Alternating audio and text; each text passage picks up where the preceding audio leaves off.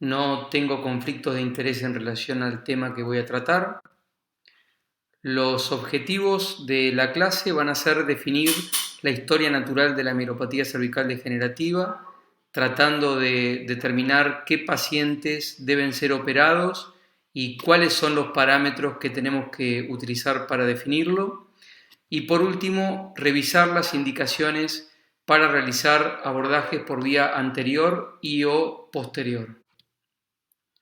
Es necesario clasificar a los pacientes con mielopatía cervical degenerativa. Esto nos permite no solo definir si el paciente tiene o no mielopatía, sino también comparar los resultados de una intervención quirúrgica o no. La escala que más se usa es la escala de Shoah modificado, es una escala de 18 puntos, evalúa la motricidad dando 5 puntos para miembros superiores, 7 puntos para miembros inferiores, 3 puntos para la sensibilidad y 3 puntos para la micción. Si de la suma se obtienen 18 puntos, el paciente no tiene mielopatía. Entre 15 y 17 puntos estamos hablando de una mielopatía leve. Entre 12 y 14 puntos una mielopatía moderada y menos de 11 puntos hablamos de una mielopatía severa. En relación a la historia natural y a los factores de riesgo de la enfermedad, los pacientes con estenosis cervical que no tienen mielopatía, el 8% desarrollan mielopatía al año de follow-up y un 23% lo hace a los 4 años.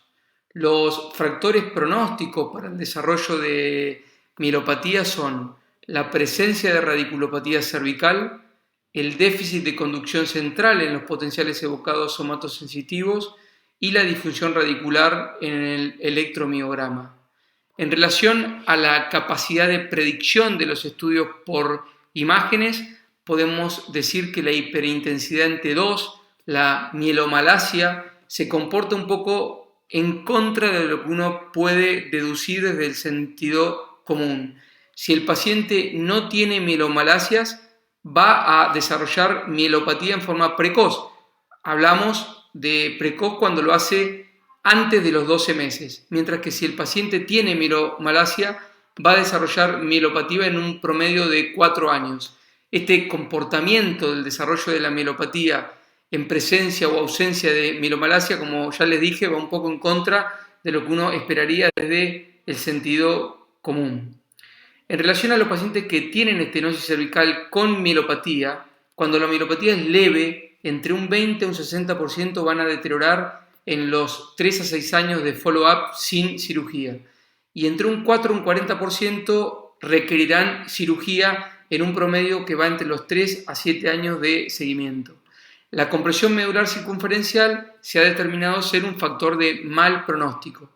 En conclusión, tenemos que saber que la mielopatía cervical degenerativa es una enfermedad de difícil predicción. No podemos saber qué paciente va a evolucionar hacia la mielopatía cuando no la tiene y tiene compresión medular cervical degenerativa y qué paciente va a deteriorar si es que ya tiene un cuadro de mielopatía en el contexto de una estenosis cervical espondiolótica.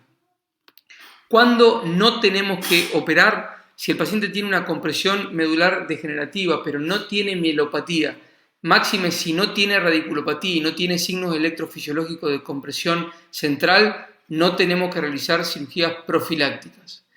¿Qué sabemos en relación a los pacientes que tienen mielopatía leve? Hace un par de años la indicación de cirugía en los pacientes con mielopatía leve era discutida.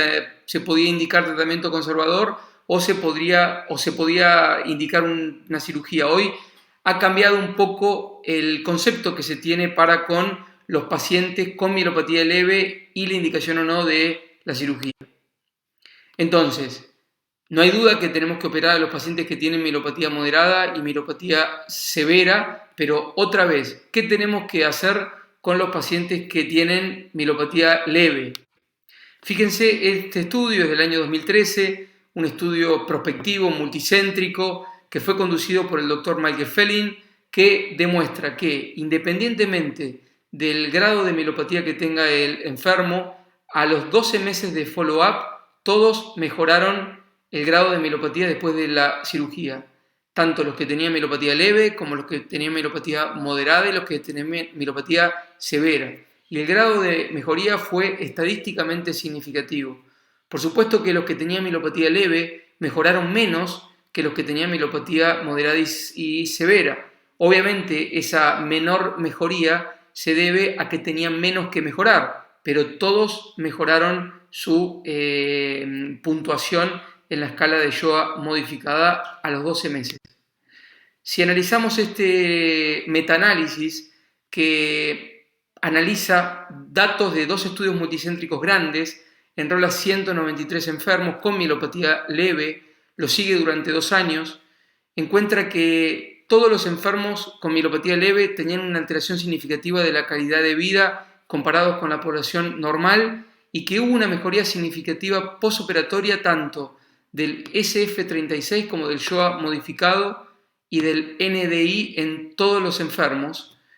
El porcentual de empeoramiento de la mielopatía fue de aproximadamente un 6%.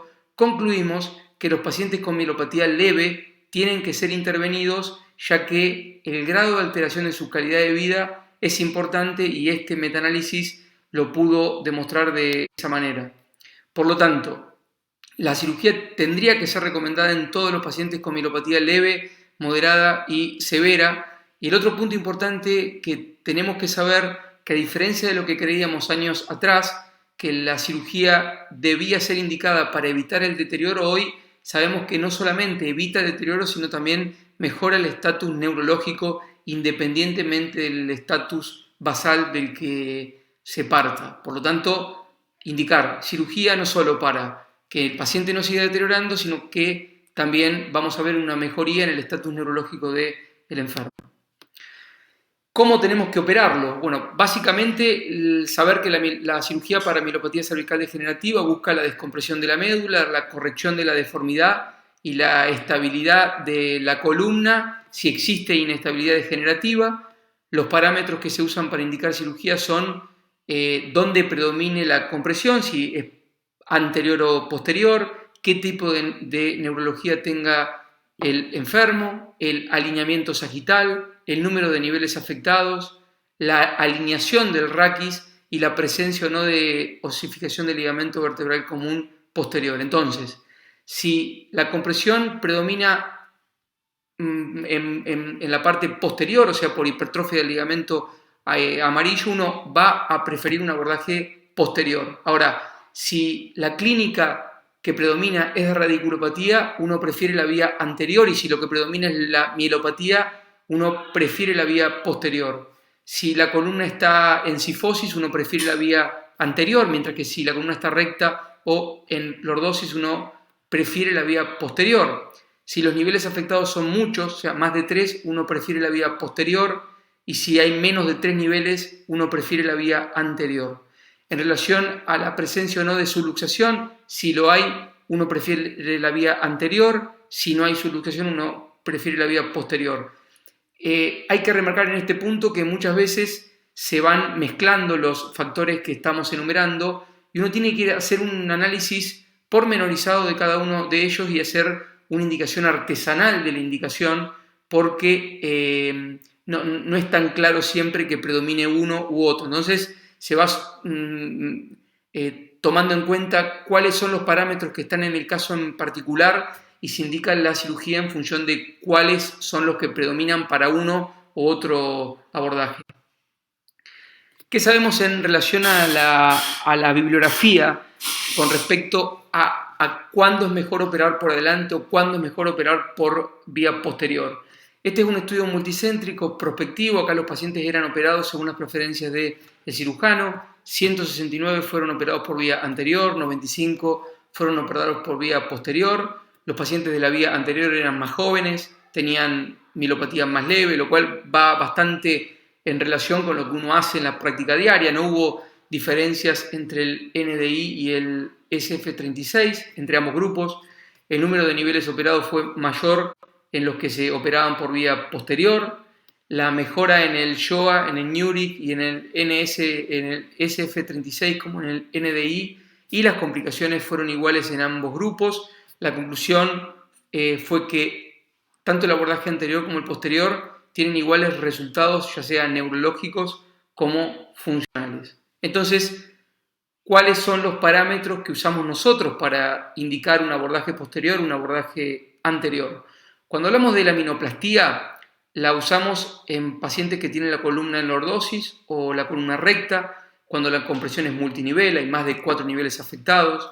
Cuando el compromiso anterior es significativo, aprovechamos el shift medular para realizar una descompresión indirecta y es muy útil en los pacientes añosos que tienen comorbilidades.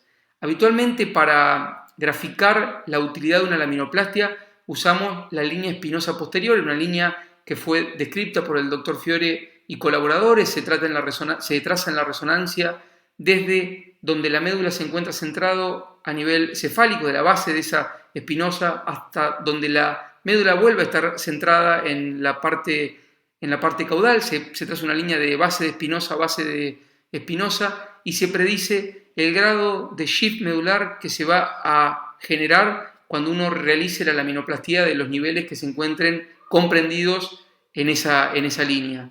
En este caso, fíjense la resonancia posoperatoria, cómo se ve el shift medular que se generó luego de la laminoplastia C3-C6 que se realizó en este enfermo, y cómo se empieza a ver líquido cefalorraquídeo tanto por delante y por detrás de la médula. Es la cirugía que más hacemos para el tratamiento de la mielopatía cervical degenerativa. En el caso de la laminectomía más fusión, la preferimos cuando existen signos de inestabilidad, cuando hablamos de una cifosis flexible o rígida, con anquilosis facetaria, cuando hay fracaso de la laminoplastía, cuando tenemos que hacer un complemento de la vía anterior. En este caso hicimos una laminectomía y fijación segmentaria a nivel de C4-C5.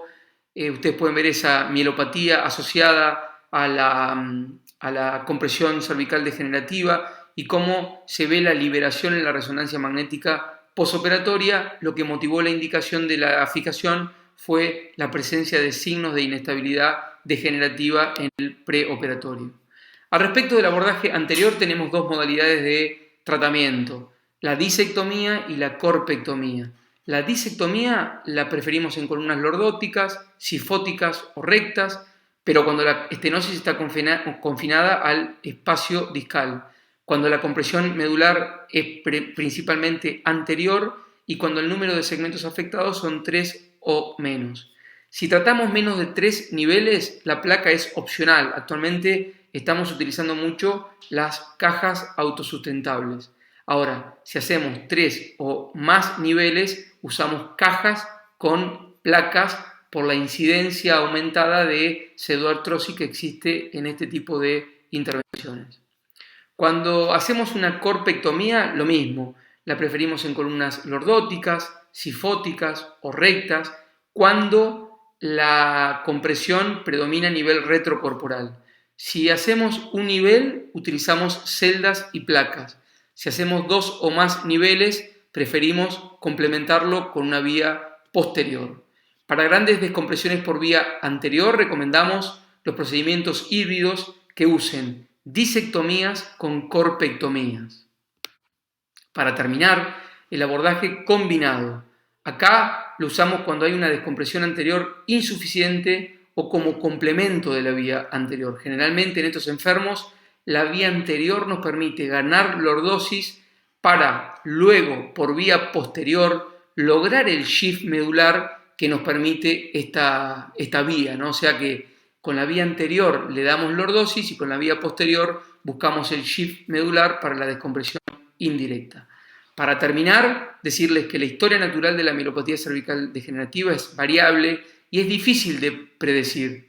No tenemos que operar pacientes asintomáticos con canal estrecho cervical. La cirugía no solo preserva, sino también mejora el estatus funcional de los enfermos, ya sea con mielopatía leve, moderada y severa. La vía de abordaje debe ser seleccionada analizando las variables clínico-imagenológicas de cada paciente. Muchas gracias.